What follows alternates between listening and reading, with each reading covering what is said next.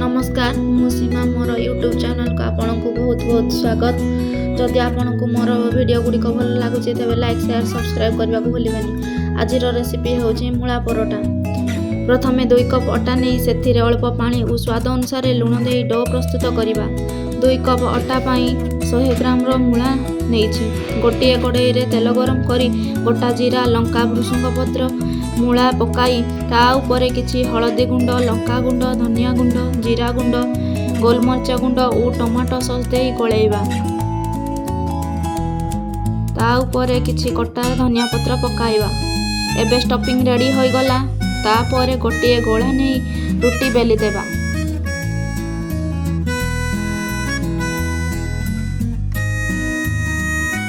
रोटी ऊपर स्टफिंग रखिबा और चारि साइड रू स्क्वायर शेप रे फोल्ड कर देबा।